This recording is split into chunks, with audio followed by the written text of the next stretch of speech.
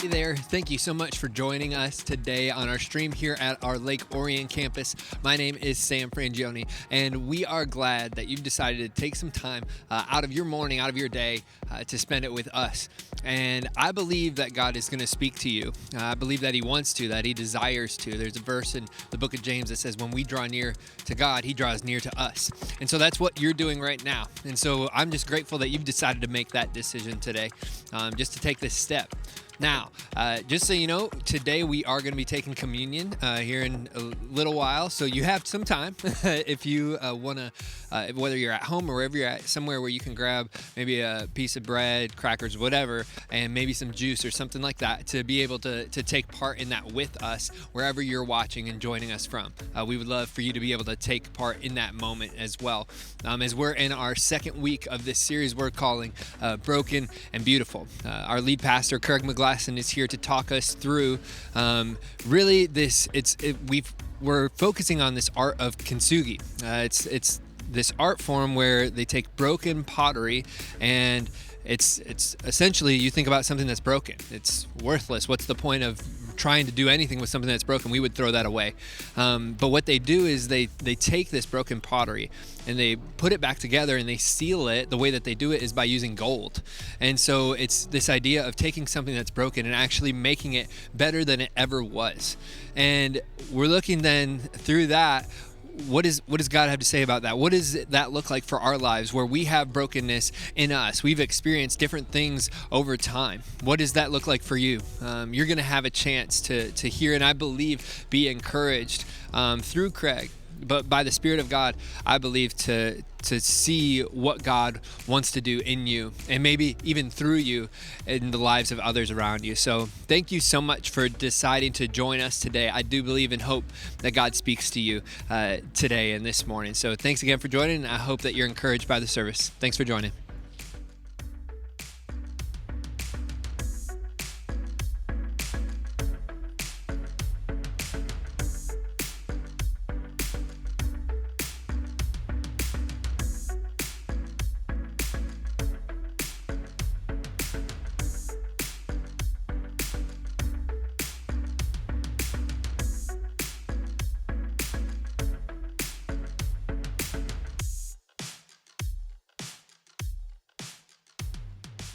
Good morning, Kensington. How are you doing?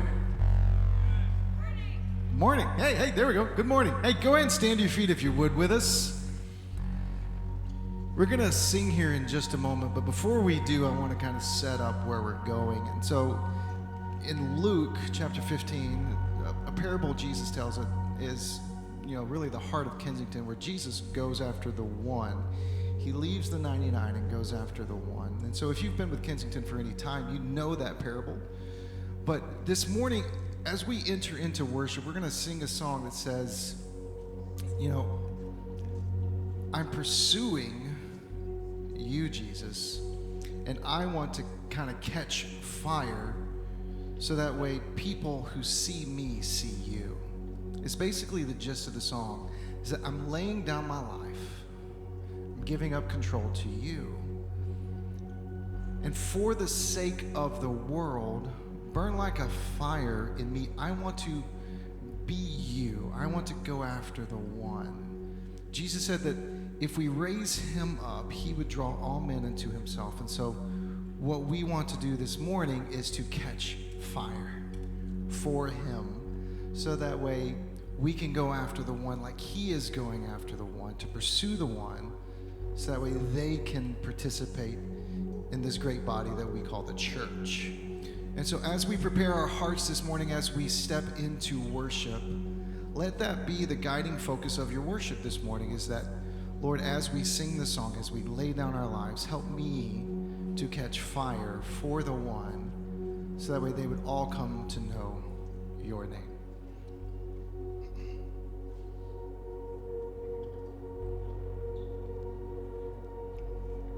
I'm laying down my life, giving up control, never looking back. I surrender all.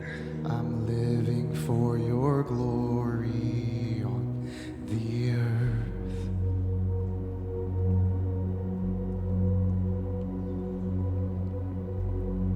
this passion in my heart, the stirring in my soul, to see the nations bow, for all the world to know I'm living for your glory on the earth. So this is where we sing. If you know it, sing it out. For the sake of the world, burn like a fire in me. Light a flame in my soul for every eye to see. For the sake of the world, burn like a fire in me.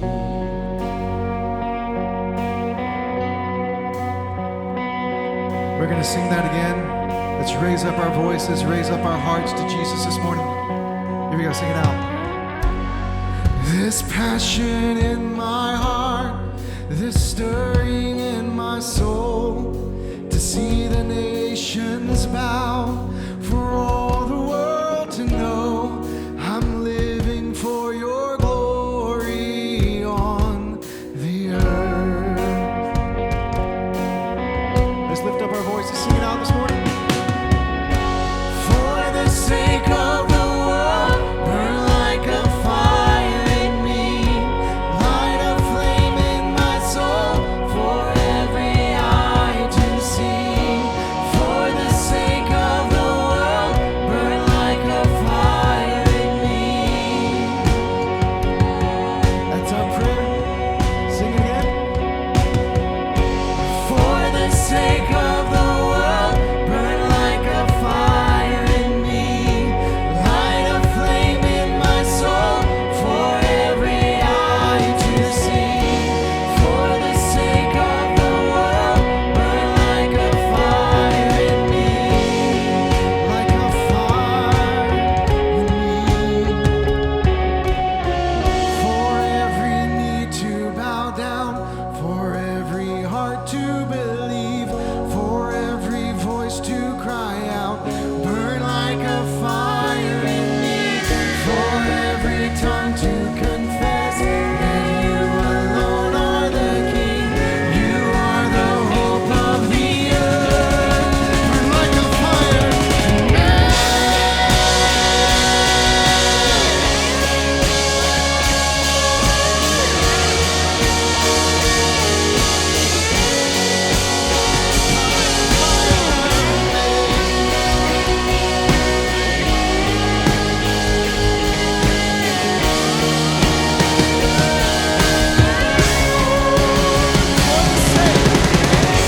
For the sake of the world, burn like a fire in me.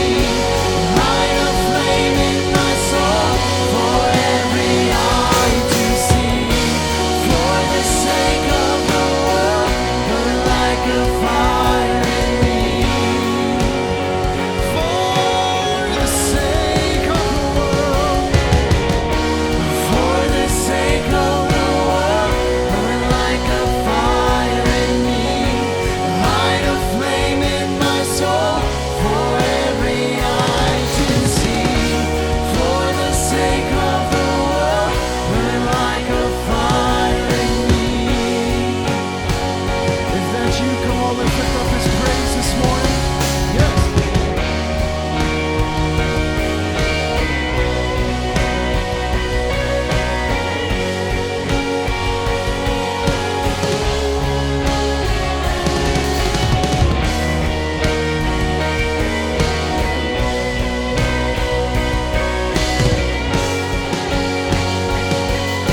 Sing that one more time. For the sake. For the sake of the world, light a flame in my soul. For the sake of the world, burn like a fire in me.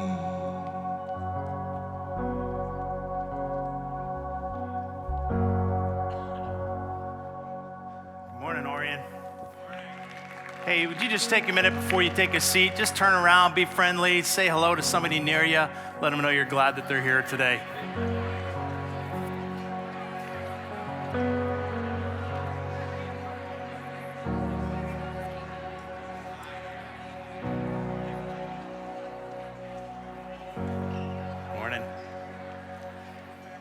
So this time of year, there's one of two types of people. There's those of you that have already started listening to Christmas music, hands, and then there's normal people. So I'm glad you guys are with us. This is also the time of year where we celebrate something else. Anybody know? Thank you. One person in this whole room. I swear to you, I'm going to turn you all from football fans to hunting fans in time. Just give me a minute.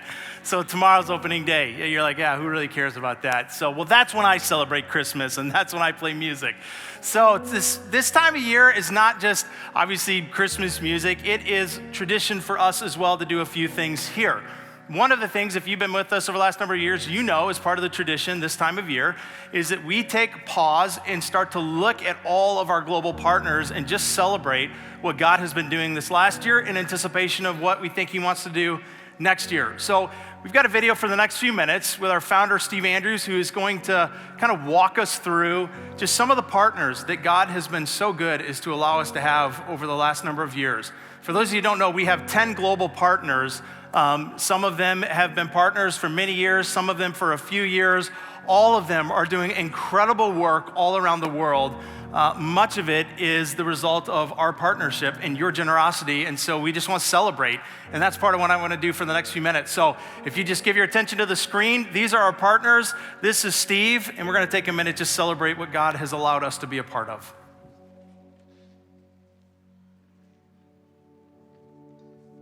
In Luke 11, one of the things that Jesus teaches is the reality that there is no space on planet Earth that is unclaimed spiritual territory. Our call is to fight for every inch of planet Earth to be claimed for Jesus Christ.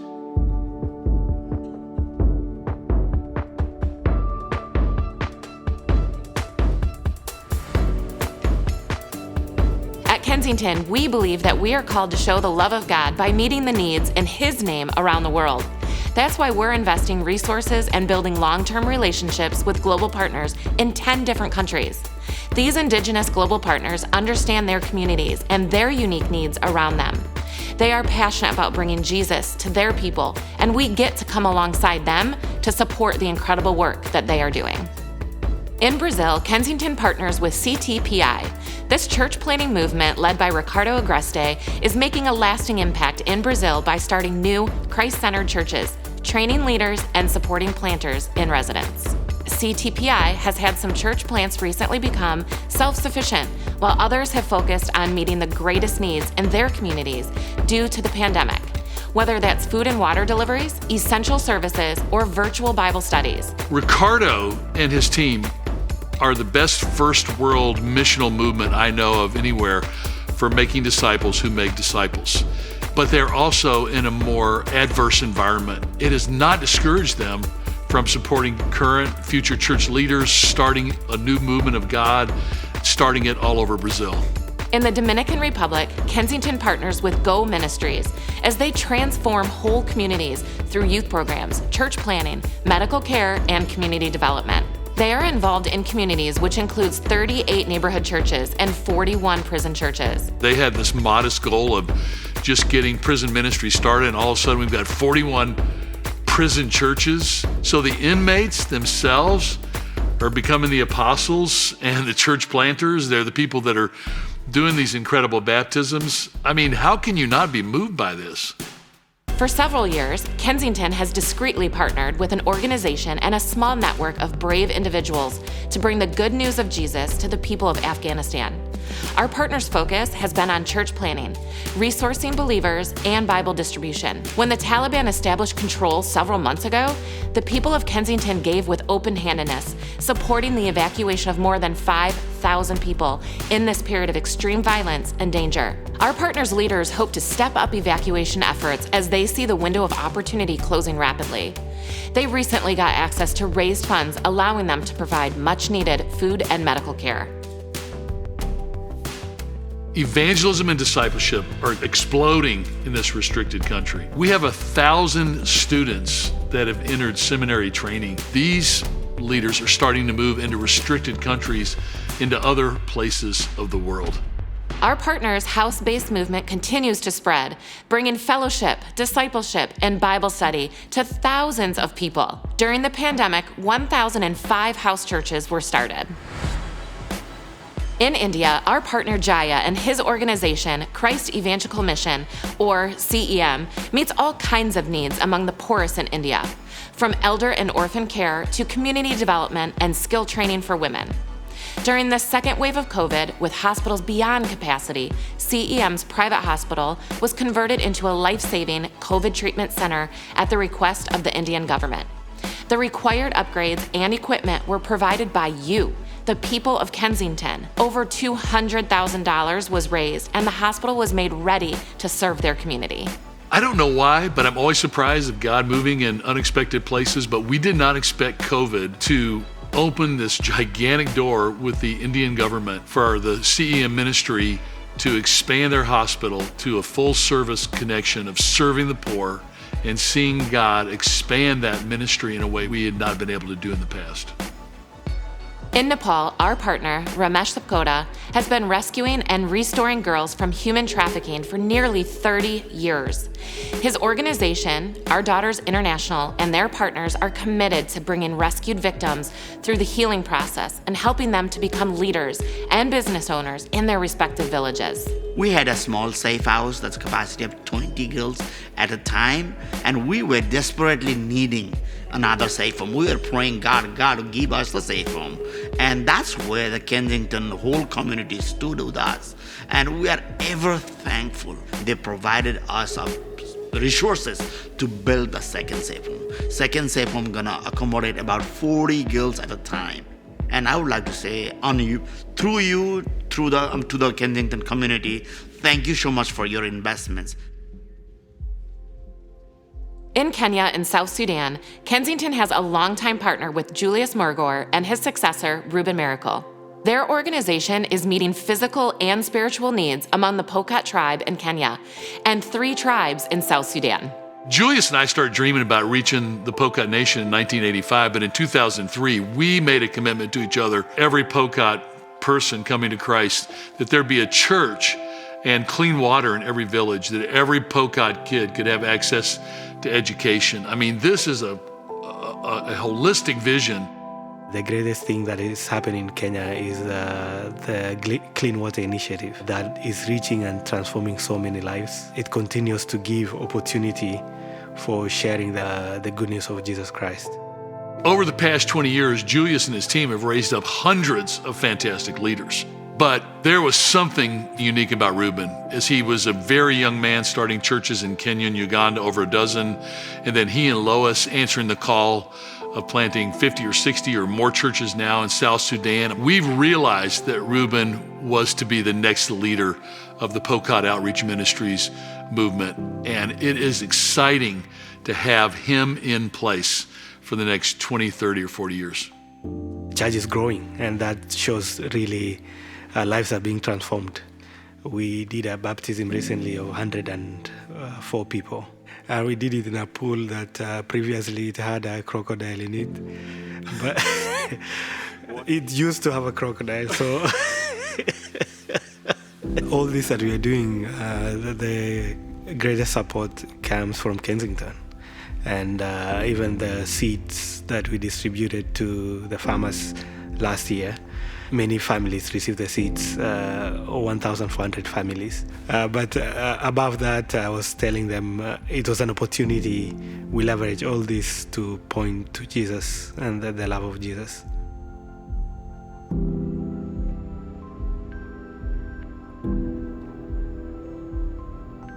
What you have just seen absolutely overflows my heart with joy. Years ago as a boy, I dreamed of serving under great leaders from around the world, men and women who were following Christ in their difficult places. And we are living that dream. These people have taught us what it means to follow Jesus Christ. And I feel such an overwhelming gratitude to God for allowing us to be a part of that. But there's a second part of this, and it's an overwhelming gratitude to you. I mean, your love and your partnership, your financial sacrifice in supporting these movements of God in the world over the last decades absolutely floors me. Your willingness to step in. And this is why we do what we do. This is why when we come to year end, you're considering all the opportunities you have to give and invest. We say, this is an investment that is infinitely worth our lives. And so many of you have gotten to meet some of these people, and so many of you have gotten to go. But we know that we are living a dream that very few people will ever get to experience as we experience Jesus Christ across the whole world.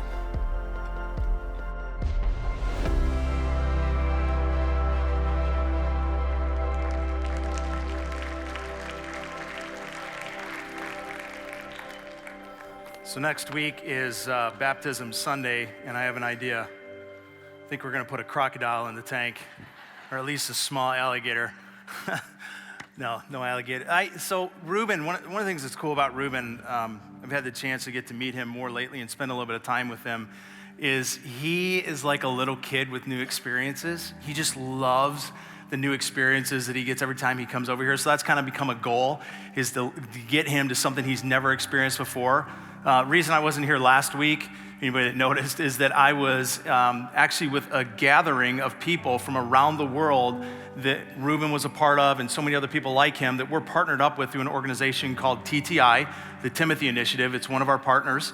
And it was an annual gathering to just celebrate what God's been doing, share stories, to bring in some of these men and women from literally some of the most remote regions of the world and hear what God is doing. Just incredible work that's being accomplished. So Reuben was there and we spent some time together. It was so funny. At one point, he was sharing how he's never been on a roller coaster. And at some point, his goal is, I want to be on a roller coaster. So there's a few of us there. We're like, hey, next time you're in Michigan, we got to go down to this place called Cedar Point. So there was a guy that overheard the whole conversation. He goes, next time, no, wait, how about now time? So he goes, I got a buddy, because we were down in Naples, Florida. He goes, I got a buddy that's in Orlando who he can get you in tomorrow to Disney. So he sets this whole thing up and actually got him into Disney. You should have seen Reuben. When he came back, he's like, all right, it's all set tomorrow. You're going to Disney. He was like, oh. He was like thrilled. So I'm waiting any day now to get some pictures of him on a roller coaster. When we were down there, it was an incredible experience of hearing stories like Reuben's and like many that you just heard from all around the world. I want to tell you really quickly about just one. There was this one night that there's probably, like I said, about 400 of us gathered. And some are partners here in the States, and some are partners overseas. And there was a video that they showed to us that was literally filmed maybe a week and a half earlier. And it was one of our partners in northern India, in a region that is very hostile to churches. So this guy has planted a church. He's leading it. They're seeing a ton of growth. They're seeing disciples made, impact. But the community isn't having it. So the community leaders have rallied together, and they kicked his kids out of school. He's not allowed to send his kids to the school anymore. They've not allowed him to shop in the market in the village. And even the area where they go to get water, he's been told he can't access water there. To boot, on top of all of that, he is struggling through the fact that he just lost his wife from cancer back in the early part of the year. He has 3 kids. The oldest, I believe, is about 15, 2 girls and a boy. And so he sat down in front of his phone and shared that story and some of those details and other details. And while he was sharing them, at one point, he also shared that the community is rallying against him, that there's a flyer that's literally going around the area calling on community leaders, community residents to do harm to him. And so he shared that there's a very real possibility that he may not be alive a year from now. And so he's sharing all this, and at one point he gets choked up, and he's talking about his kids, and he's sharing that story. And I mean, this is one of those pen drop moments. He never once asked that we would get him out of there. He didn't ask that the violence would stop or the threats would stop. Here's what he asked that we would be faithful to do. And it's pray that he would be faithful to stay the course. I've never in my life watched a video of somebody who literally has an entire community seeking his head because of the gospel, who says, just pray for me that I stay the course. There's a place, I've mentioned this to you before, there's a place in the book of Hebrews that talks about some of the men and women of our faith, our ancestors, whose shoulders we stand on. And the author of Hebrews says the world is not worthy of them. I have had an unbelievable privilege in the last couple of weeks to go to Kenya and then down even in Florida, meeting with this gathering of men and women like this, that I would say I have genuinely been meeting men and women recently that the world is not worthy of. Men and women that most of you will never meet, but here's the incredible thing, all of you have an opportunity to impact. And that's why I will never, ever apologize for asking you to consider Kensington when we come into Christmas. Everybody's coming up with their Christmas list, right? Everybody's like, oh, don't forget this person, don't forget that person. Everybody but my son. I'm gonna have to remind him wherever he's at, create your Christmas list, boy. So he always leaves his family out for some reason. But every one of us are creating Christmas lists. This person and this person. I would just say, here's my ask to you. Would you consider us? Would you consider Kensington as a year-end gift as we move into this next year, planting a seed of confidence, hope, and faith that more people like Reuben are gonna be raised up and more regions like the ones he's at in Kenya and others in India and in Nepal and in so many other places in the world are gonna be reached for the gospel because of the generosity of people like you. So I'm just gonna ask it as we move through the next couple of weeks and get to watch more videos like this and more stories like this of people who are giving it all for the gospel. People like the man that we met when we were in Florida who's in Vietnam, and he said, it's costing us our blood. Literally, he told stories of people that are being beat, some that are being killed. He said, it's costing us our blood to pursue the gospel impact in our communities. And then he looked at us all and said, we'll give every drop of it if it's what's required. These are the stories we get to support. These are the stories that we get to help make happen. And so I'm just asking that as we go into the end of the year that you would just prayerfully ask God, what would you have us do?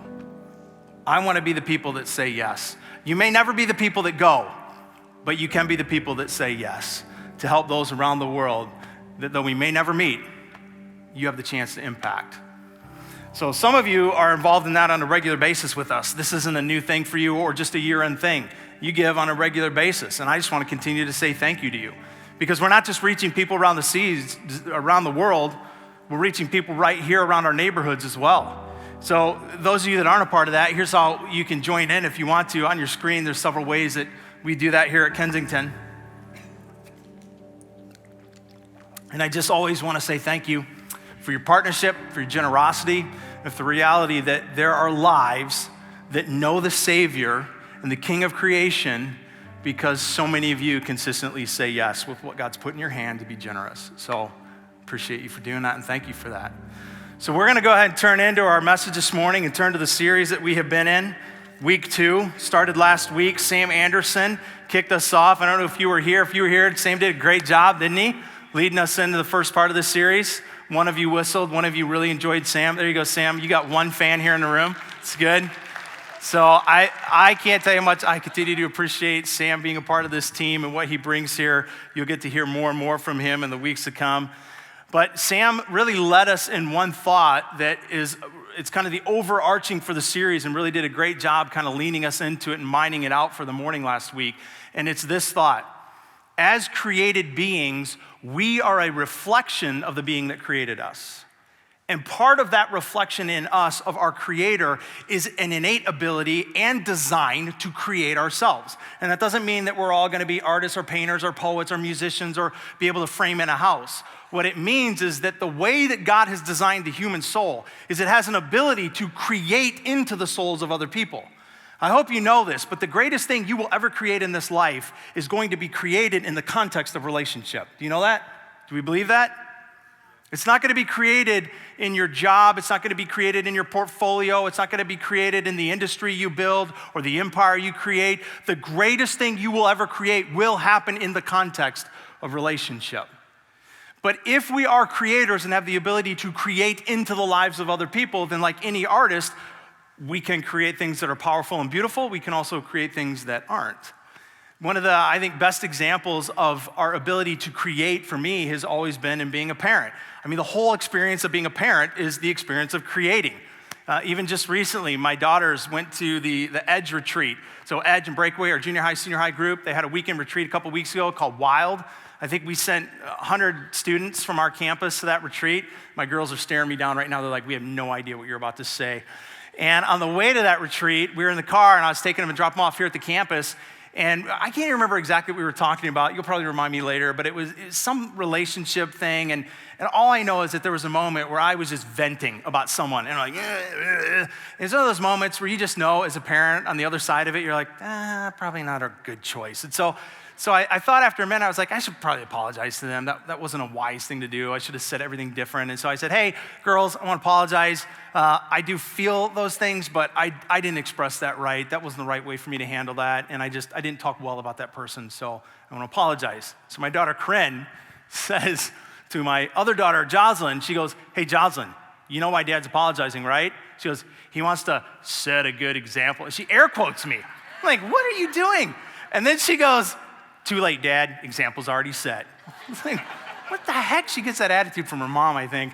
I'm like, Corinne, but we have these moments, right? Where we look back as a parent, as non-parents, as people. We have moments where we look at what's being created.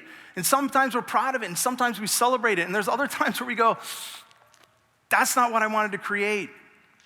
That's not who I want to be. That's not what I want to do. I mean, that's a silly, simple example with my daughter. But there's plenty of times in my life where I can look at moments that are much bigger than that, moments where I step back and I'm kind of like Paul in the New Testament when he wrote, I do what I don't want to do and I don't do what I do want to do, and moments where I'm just like, dang it, why did I do that? Or why did I do that again? Or why did I say that? Am I alone? Anybody with me? You have those moments where you feel, especially for those of us walking with Jesus and we have come to believe that there is a God and he is Jesus, that there are moments that we just know that is not how I have been created to create. And then sometimes there's other moments where the creation of our lives is something that happens to us.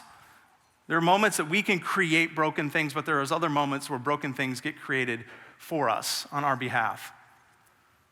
That's why when you've got an iPhone that breaks, what do you do with it? When it's broken, what do? You replace it. When you've got a coffee mug that is of no value and it breaks, what do? You throw it away. What do you do when you're what's broken? What about when it's something from you? And brokenness is broad. Because like I said, sometimes the brokenness in our lives is something that we do. It's a way that we're living. It's a way that we're behaving. It's a way we're treating other people. It's a habit. It's a sin. It's an addiction. There are moments that what's broken comes directly from our decisions. There's other moments that what's broken comes from decisions that somebody else put on us. Or maybe it's just even life and how it hit us. So if our tendency is with broken things to either replace them or pitch them, what do we do when we're what's broken? Even more, what does God do? Like, what is his thinking towards us when we're what's broken? When if we truly are made in the design and in the image of the designer, what does the designer do in response to us when we don't function how he made us? When there's a brokenness in us? So the reason we called this morning kintsugi is because there's an art form that probably some of you are aware of, but I've only recently been made aware of, called kintsugi. And we're going to watch a video in a minute of a kintsugi artist teaching us not just what it is as an art, but how it is a reflection of what God does in our life. Because at the shell, what kintsugi is the ability to take broken things, and here's what's so powerful, not just fix them, but to turn them into something even more valuable than before they broke. So I just want you to watch this for a few minutes because it's going to set some direction for us today, and I think even give a fuller understanding to the text that we're going to be in this book. Here you go.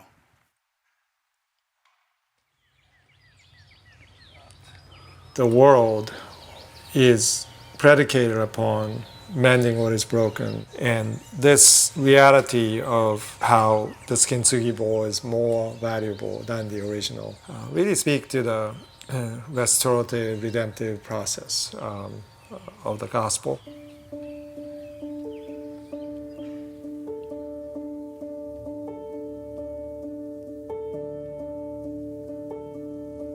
Kintsugi is this art form of mending broken shards of pottery. Kin means gold and tsugi means to mend, so you are reconnecting the broken pieces, but doing it in a way that is beautiful, and it's an art form of its own.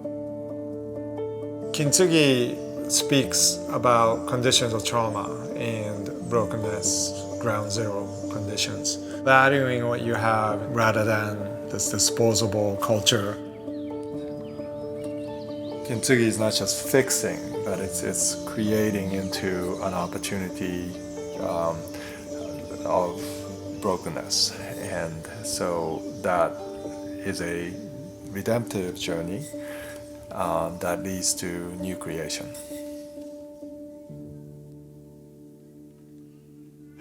こういうとこなんだ。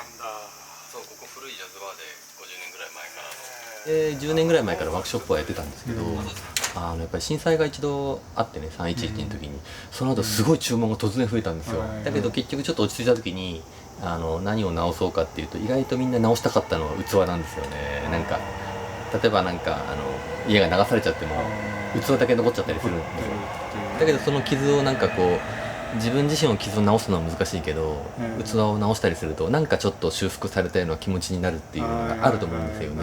そういうコミュニケート、その自然体でいることがアートとその金継ぎっていうものと、やっぱり安全地帯、そのものがある力が癒す力で、直してると全然違う感じがちょっとしますよね、やっぱりね。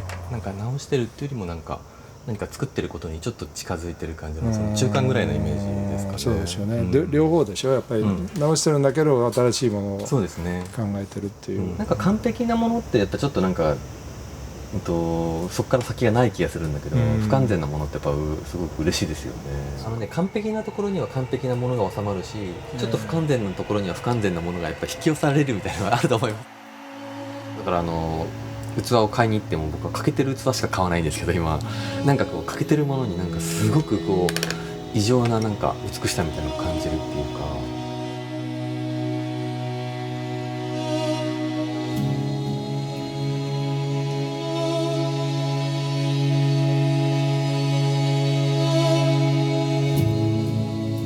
Kintsugi concept can be applied in many different ways. We say we fix the soil, which means not to restore the soil, but to amend it. Right? So you add elements to it that makes the soil come alive. So when you plant something in there, it thrives. That's an interesting parallel because understanding the health of the earth already has elements of kintsugi in it. 金継ぎっていうのは単なる修理じゃないんですよね。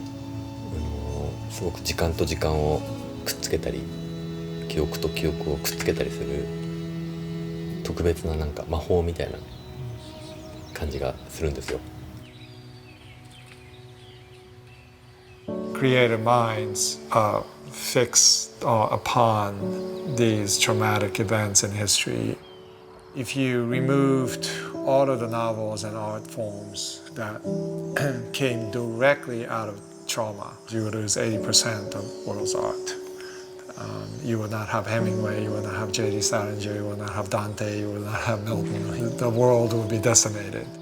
It's a very significant way of understanding art and literature, and more importantly, our communities and our way of processing the past, finding healing, to be able to sow seeds of hope in the midst of conflict. We tend to want to run away from these conflicts and traumas, but it is the very heart of what the arts represents. そうやって金継ぎをずっと続けることによって本当に世界の見え方が全部変わってくる感じがすごいするんですよ。完璧に仕上げるよりもちょっと未完成な方がさっきまでボロボロだと思った器に黄金の川が流れてるっていうふうに自分が感じるようになってくるんですよね。Kintsugi reminds us that sometimes instead of throwing away things of the past, that it's good to work to mend, and to do it beautifully. To me, how the gospel reads is Christ came not just to fix us, but to restore us to create something new, which is more valuable than what we began with.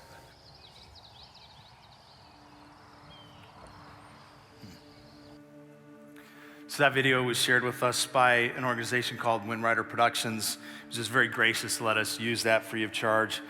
And there's so much to there's so much to think about in what they said, so many things that he points out. But the one that really struck me every time I've watched it is he made the comment that imperfect places attract imperfect things. And I think here's what's so incredible about Jesus is that our imperfect places attracted a perfect being who says, if you will just take your broken parts and put it in my hands, I don't just fix it. I actually transform it into something priceless. I don't even make it just what it was. I make it something more. So this morning, what we want to talk about is how it is that God does that with our brokenness. Whether it's brokenness that you've created or whether it's brokenness that's hit you without your choosing. All of it is something that I think God has the ability to take and to not just mend, but turn into something priceless, more valuable than even before it broke. I want to spend a minute just asking that our Creator would speak to us and would create within us the ability to hear and understand him this morning. But I also want to do something that I think our staff was talking about this, especially with today's content and topic being brokenness. There's a family that many of you know of, some of you know personally, that is in a moment of brokenness right now, the Santo family. Some of you have seen the story in the news. Some of you were maybe at the rally yesterday at Adams where 600 people showed up. It's an 18-year-old young man who just graduated last year from Adams. His name is Brendan, who a couple of weeks ago disappeared. And they have been trying to find him. He was visiting friends for the MSU game. He was at the MSU campus. And after he left one of the gatherings where he was at with some friends, he hasn't been able to be found since. And I just want us to join for a moment in prayer, like happened yesterday. Prayer for that family, prayer certainly for him to be found and found safe and well. So here's what I would ask you to do for a minute. I know for many of us, praying is a part of your rhythm with Jesus. I hope it is for all of you that are walking with Jesus. So I would just ask, I'm gonna give some moment for silence here, and I would ask that you just, where you're at, just pray, and pray how God leads you to pray for the family. If you're not a praying person, you're like, that's not really something I do, I would just ask you to just kind of sit in the silence with us, and maybe let your heart feel tied to the heart of this family and compassion for what they're going through. And then after a minute, I'm gonna kind of wrap us back up and I'll pray for us. So for the next minute, if you could just go to silence and prayer.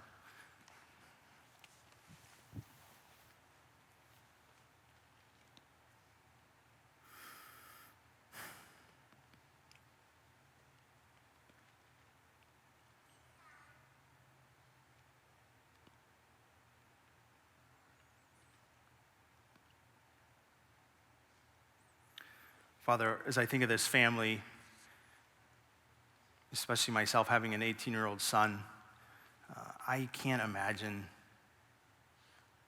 the sense of pain that they're feeling right now and confusion. And just being aware that there is a brokenness in this life, a kind of brokenness that nothing can fix but you, that nothing can mend but you, that nothing can give comfort to but you. No words, no ideas, no human being, no matter what we offer in presence or in compassion, can enter into certain places and types of brokenness the way that you can.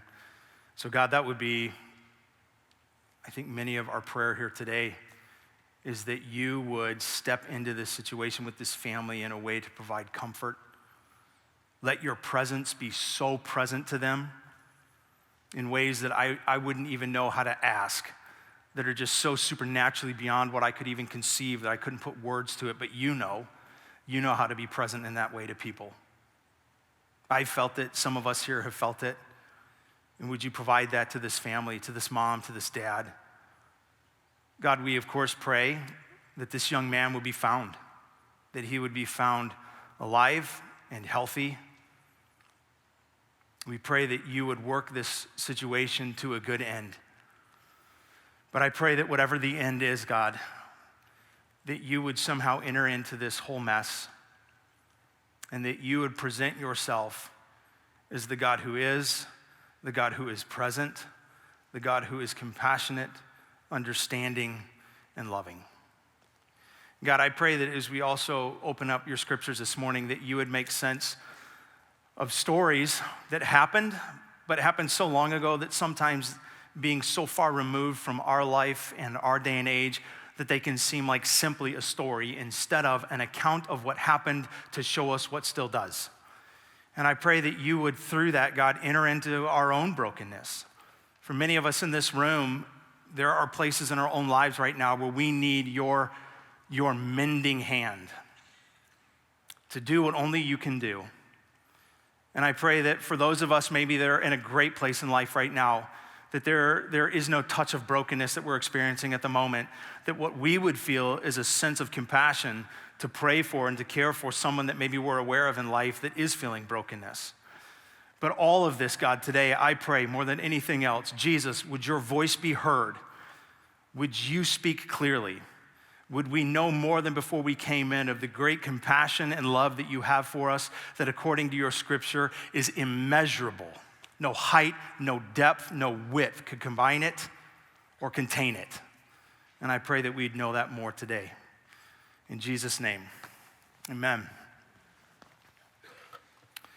So I've shared before that when I grew up a bit of a church rat.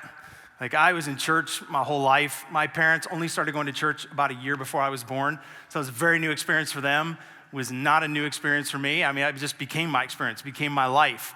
And my earliest experience that I can remember of my entire life was at 5 years old. And it was also the first time I genuinely believe I had an encounter with God. It was very simple, but it was very real. I think I've shared this a few times before, but I was in this classroom. Mrs. Jessie was a teacher.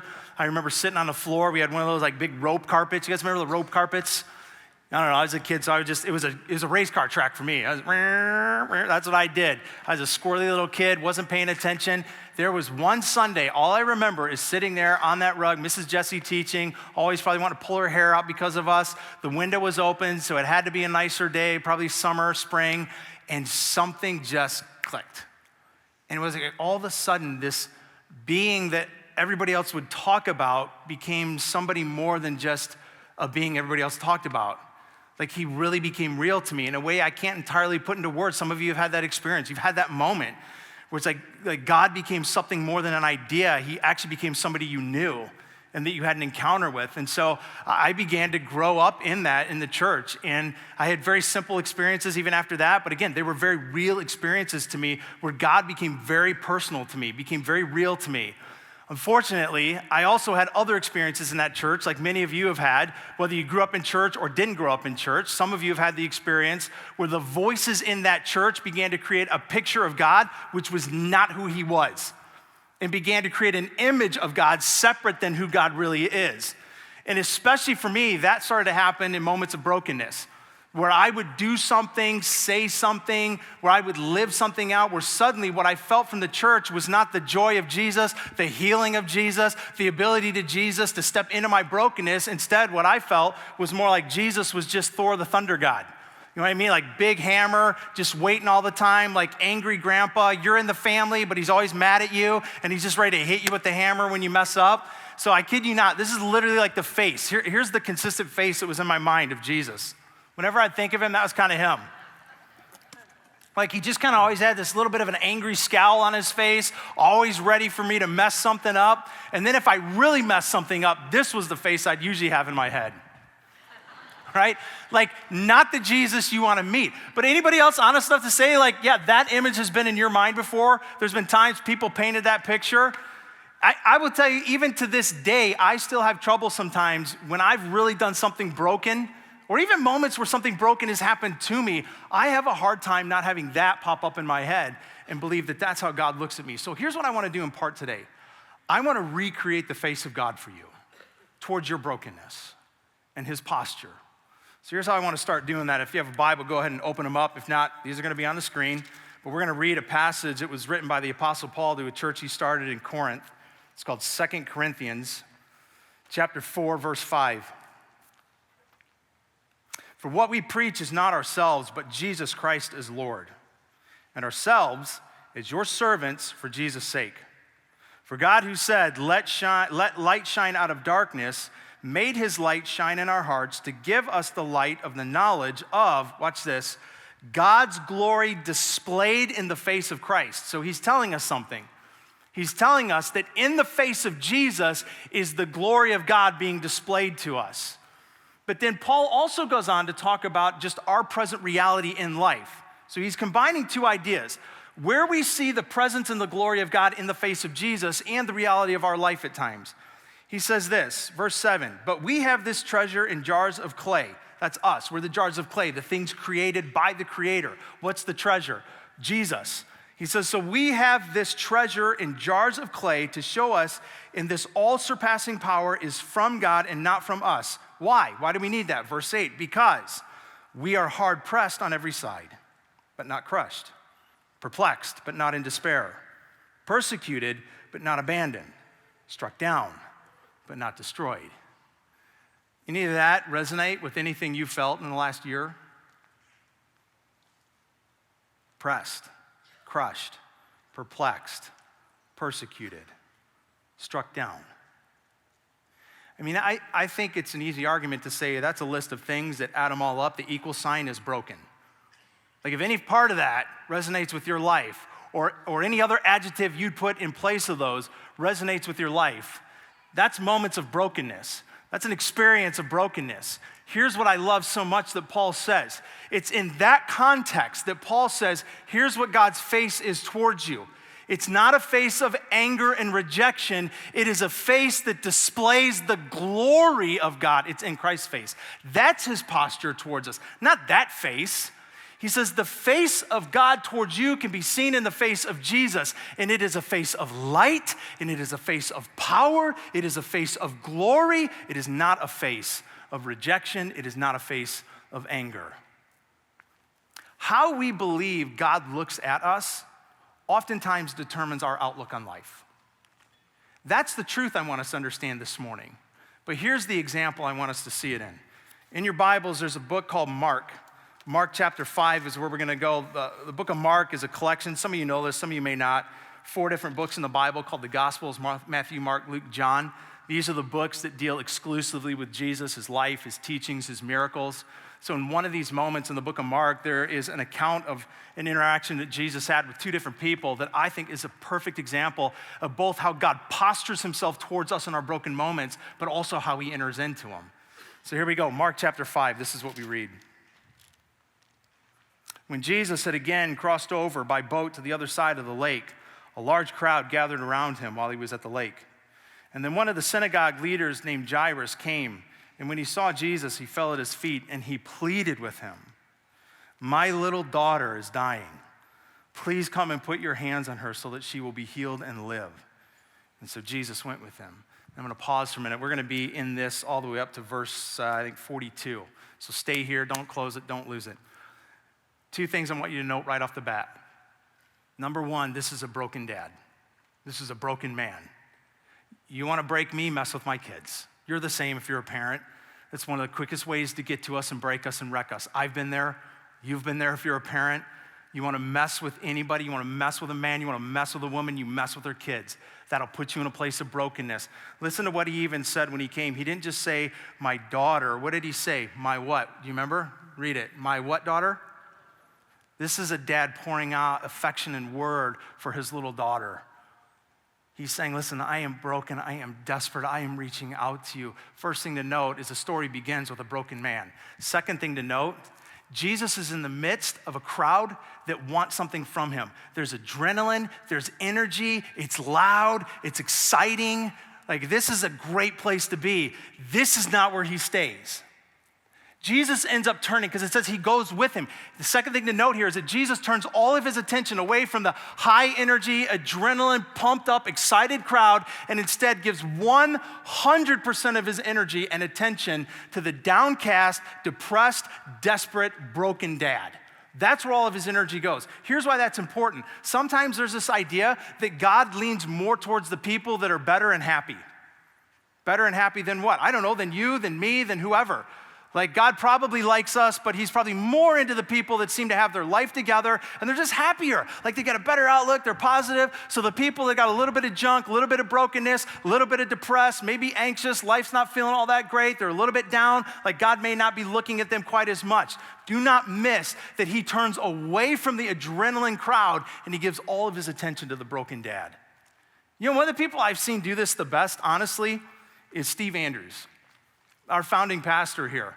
That guy is amazing at this. I have watched him where he will stand in the lobby at places and he will talk and share and listen and just be present in a moment, so much so that people are like, Steve, you got a sermon to give. He's like, I don't care about the sermon. I'm in this moment. Like, I just love watching him do that. This is a guy that wants to be like Jesus in this moment. I don't care about the crowd always. I don't care about the big. I care about the moment that there is a broken person that needs my attention and affection. This is Jesus in that moment with this dad. But here's what happens next. So he's going with this guy. He's traveling to go see the daughter. There's a little bit of a crowd that begins to follow with him, and this is what happens. A large crowd followed and pressed in around him. And a woman who was there, who had been subject to bleeding for 12 years, was in the crowd. She had suffered a great deal under the care of many doctors and had spent all that she had. And yet, instead of getting better, she grew worse. When she heard of Jesus, she came up behind him in the crowd and she touched his cloak because she thought to herself, if I just touch his clothes, I will be healed. And immediately when she did, her bleeding stopped and she felt in her body that she had been freed from her suffering. So a couple things in there make it clear that there's a story, but I want to unpack just a little bit of it and give some detail. So it says that she's been bleeding for 12 years. This is a condition that you'll better understand the community's reaction to her if you read Leviticus 15. It's the Old Testament book in the Bible. There is a law, there is a reaction to a woman with her condition, and the reaction in the law is that she's to be pushed to the outskirts of the city, to the outskirts of the community. She's seen as vile, she's seen as broken.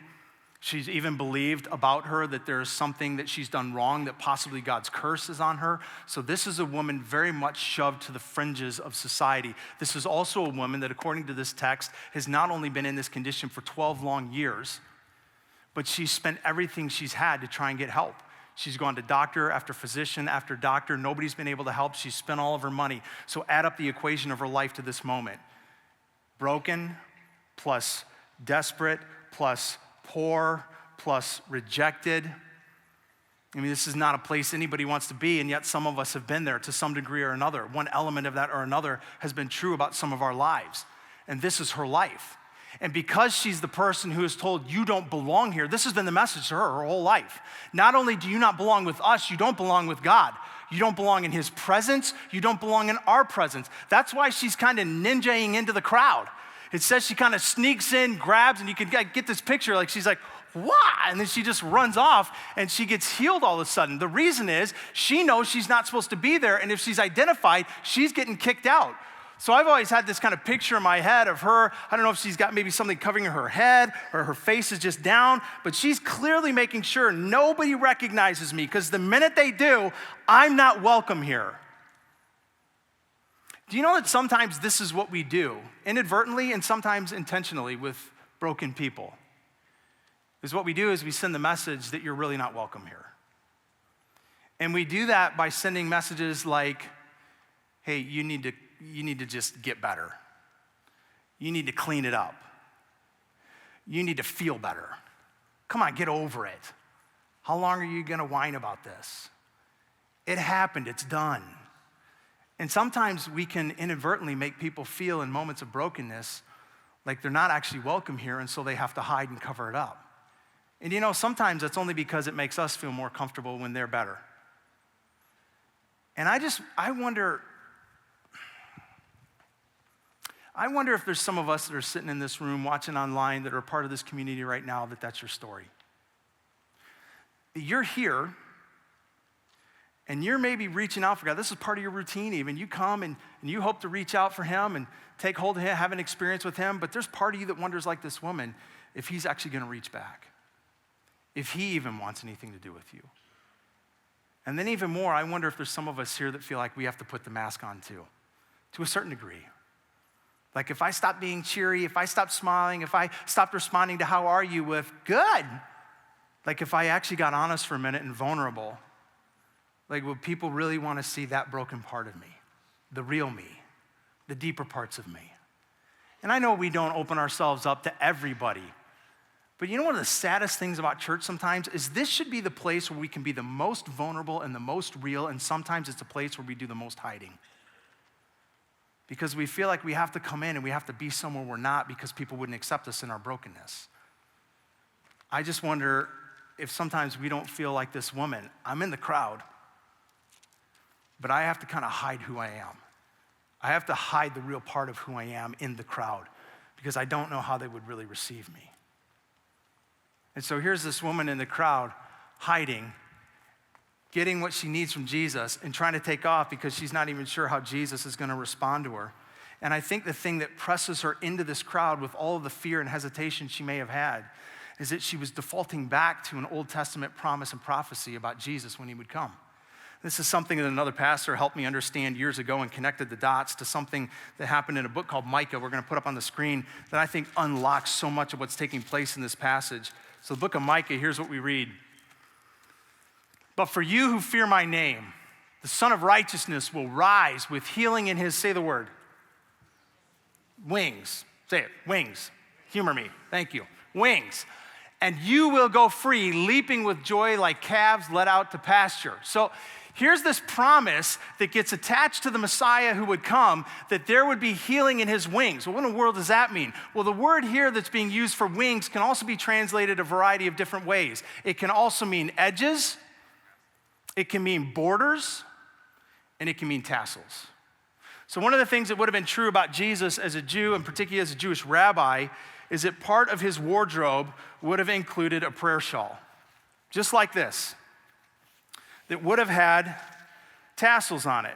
Now, everything about a prayer shawl was very intentional, from its colors, to the width and the separation of the colors, to the tassels, to the way that it's tied, to the knots on it, and all of it ultimately was pointing to not just the sovereign creator, but also that as creator, he is sustainer. In other words, it was to point to God's instructions for life. If you do life with me, that's what makes life work.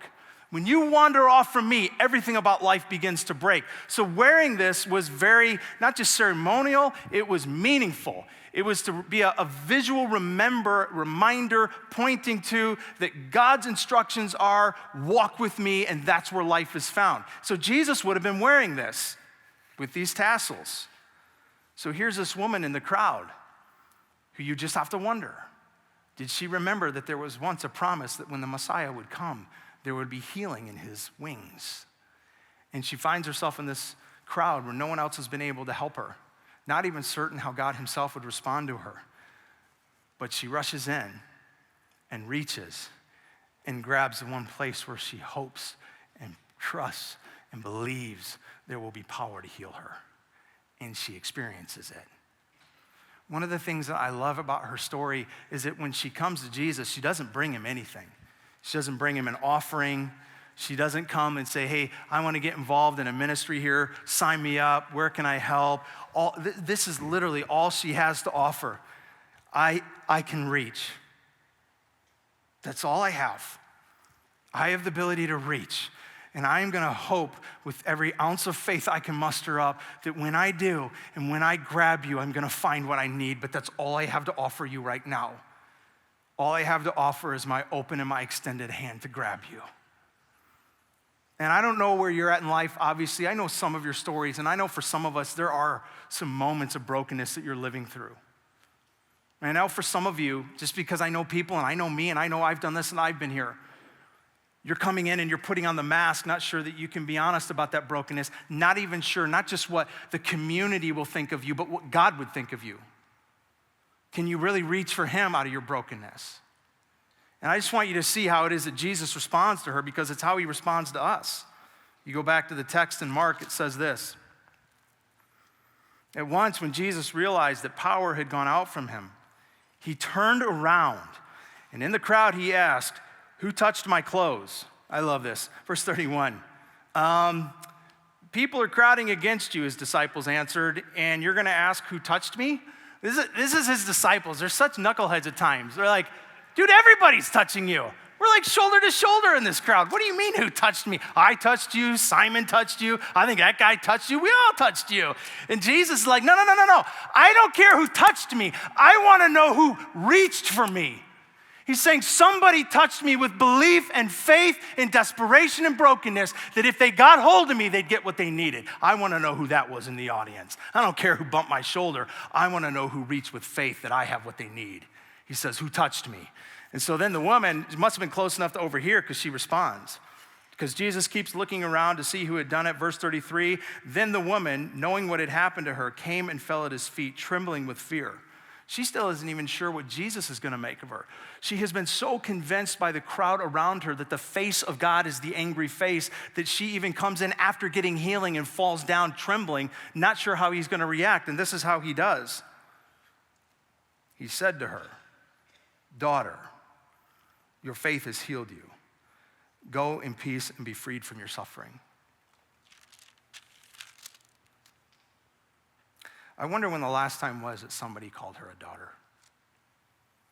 She's been called a lot of names. Outcast, broken, vile, rejected by God. And here the Son of God looks at her and says, daughter. He doesn't say woman. He doesn't call her by name.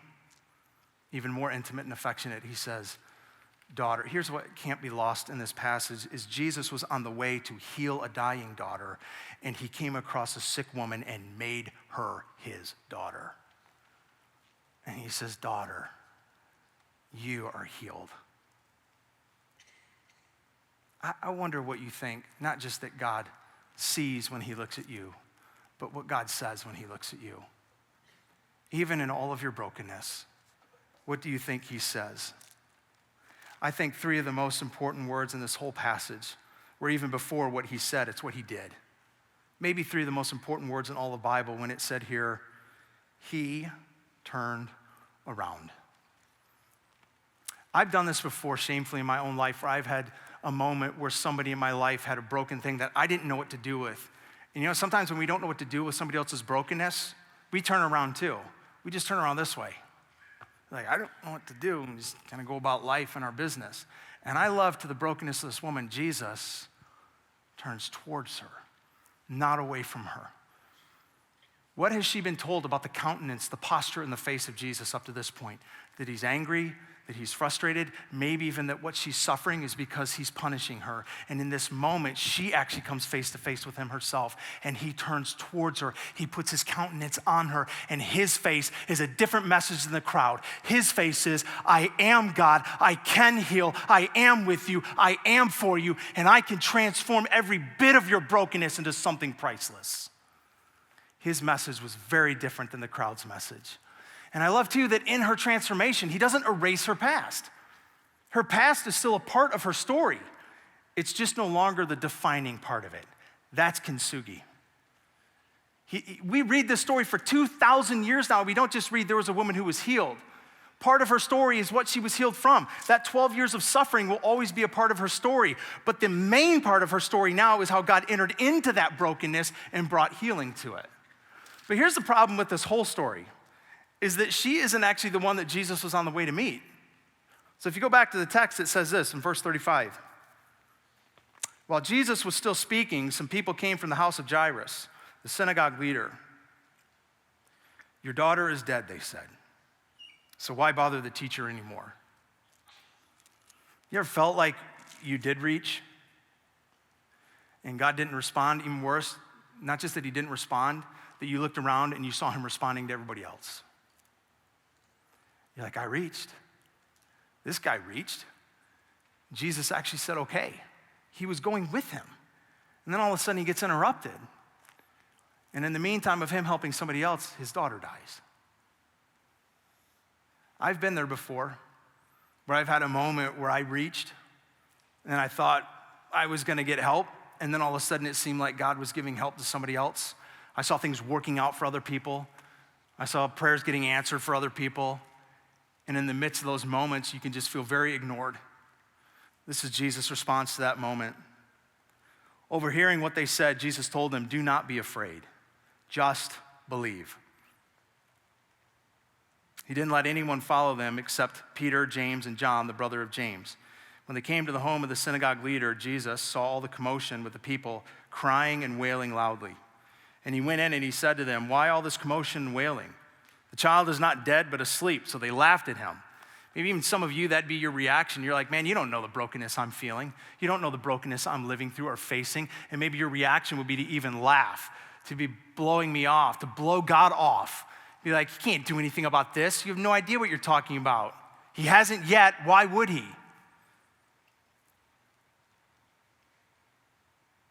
After they had put him out, he took the child's father and mother and the disciples who were with him, and he went into where the child was. This is so powerful.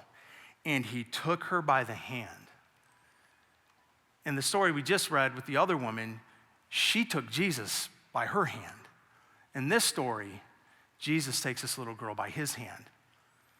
And it says here that he said to her, little girl, I say to you, get up. And immediately the girl stood up and began to walk around. She was 12 years old. And at this, they were completely astonished. I love that Mark finishes the story because he could have stopped where he did with just the first woman with the bleeding issue.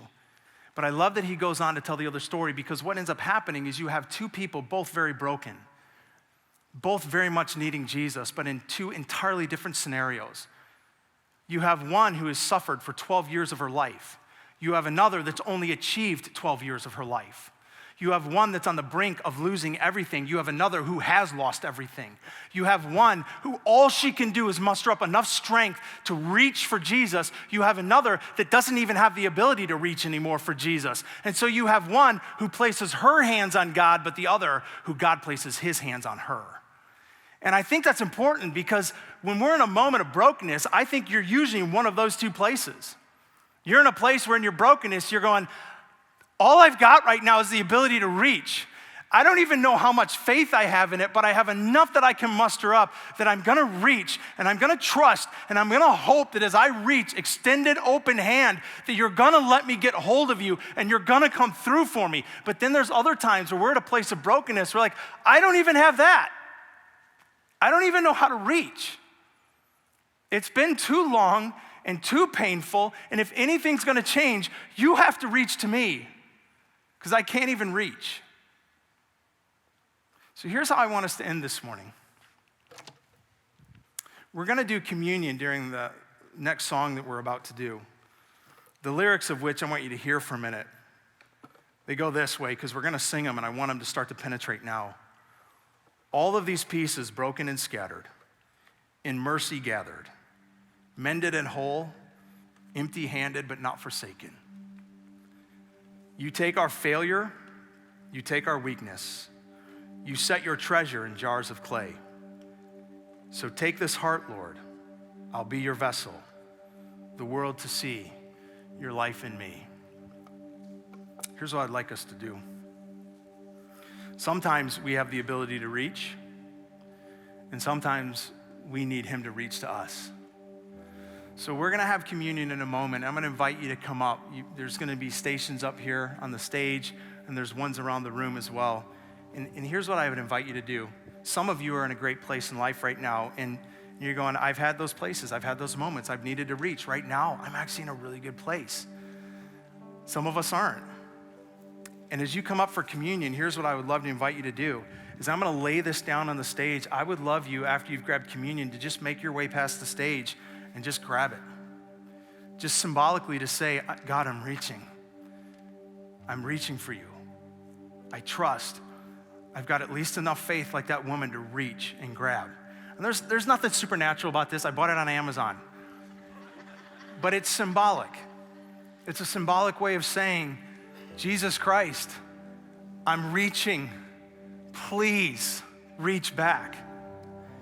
But there's some of you that maybe you feel like you don't even have the ability to reach. Here's what I'm gonna offer, and this is gonna be different. I don't think we've done this since I've been here. There's gonna be a group of us down front, and I'm gonna be right here, and there's gonna be a few along the edges of the stage. If you would say, I don't even have the ability to reach, I feel like my faith is shattered, my hope is gone. I really don't know what God thinks of me right now. I don't know what I think of him.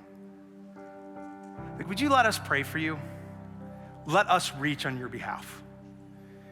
And I know this is different. Like I said, we haven't done this. This is gonna be maybe even a little chaotic because there's gonna be some of you coming for communion, some for prayer. There's gonna be masses of movement. The band's gonna be playing, we're gonna be singing. It's gonna be hard to hear a lot of things. In the first service, we could make out a few words and it was enough to be able to pray. So all of that's gonna happen. But here's what I just wanna make clear. This is not just about religious motion, that we come into the building just to go through the motion. This gathering is because we believe that there is a God who stepped into creation. We killed him and he killed death. He walked out of the tomb of his own power, who promises us, when you come to me, I show up to you. When you trust me, I come through. And it's not always the ways that we want or expect, but there is healing in his wings. There is a God who has the power to mend our broken places. So I'm gonna give the next couple minutes to you. Maybe you just come for communion. Maybe that's not where you're at in your journey. Maybe you just need to still sit. Maybe you're still wrestling with whether or not there is someone to come to. And I'm glad you're in that place. Let us keep journeying with you in that process. Some of you get communion and some of you will go back. And some of you come up and grab this and then go back. But some of you will come up, grab this, and then find one of us up here and just let us do the reaching for you. Okay? Let's do it.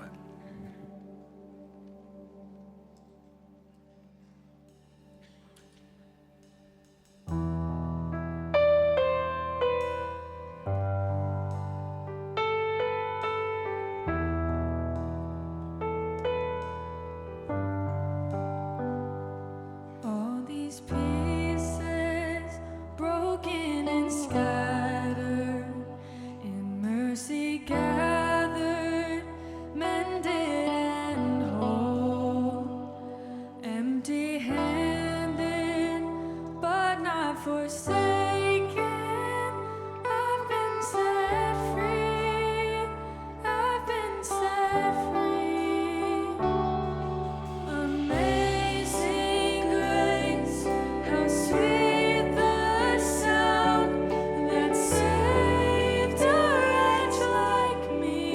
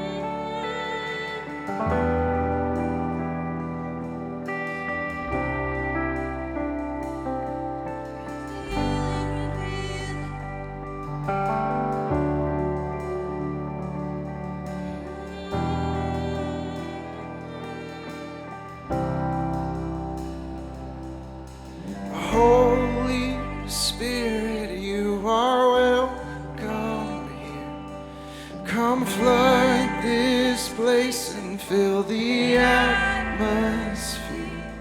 Your glory, God, is what our hearts long for. To be overcome by your presence, Lord. Holy Spirit, you are welcome here. Come flood this place and fill the atmosphere. Your glory, God, is what our hearts long for. To be overcome by your presence, Lord. Holy Spirit, you are welcome. Welcome here. Come flood this place and fill the atmosphere. Your glory, God, is what our hearts long for. To be overcome by your presence, Lord.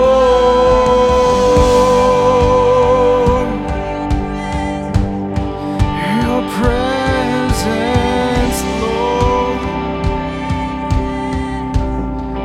Your presence, Lord. Your presence, Lord. Holy Spirit, oh Holy Spirit, you are welcome. Welcome here, come flood this place and fill the atmosphere. Your glory, God, is what our hearts long for. To be overcome by your presence, Lord. Holy Spirit, you're welcome here. Come flood this place and fill the atmosphere. Your glory, God, is what our hearts long for. To be overcome by your presence, Lord.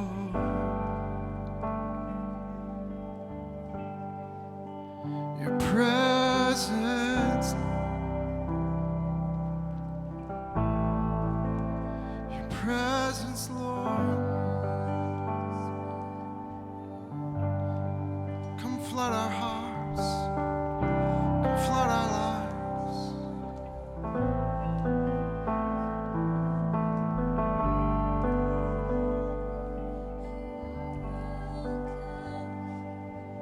Come flood this place and fill the atmosphere. Your glory, God, is what our hearts long for. To be overcome by your presence. Sing it one more time. Holy Spirit, you are welcome here. Come flood this place and fill The atmosphere.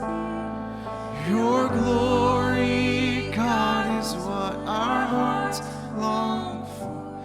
To be overcome by your presence, Lord.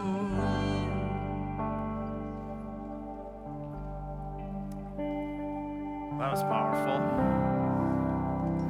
Some of you, maybe you didn't want to come up to the front, but you still would love to have someone pray with you or pray for you. I'd love to invite you to go straight back to the right, my right of the exit doors. There's a room where you've got some people, some of which were up here, just a team of people that's what they're here to do, and let them serve you.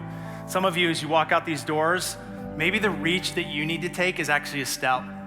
Next week is baptism, and I don't think it's a coincidence that it falls the week after this week.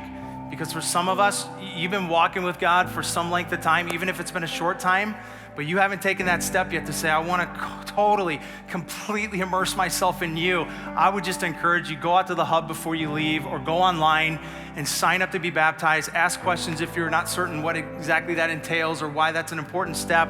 I'm here, come talk to me. But I'm telling you, there's somebody in this room, maybe even somebody online, that you will be here in these waters next week, because that's the step you need to take, because it's the reach you need to make. So don't miss it. Reach that way if you need to.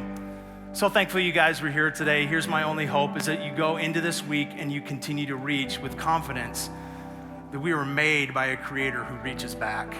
I'm glad you're with us. We'll see you next Sunday.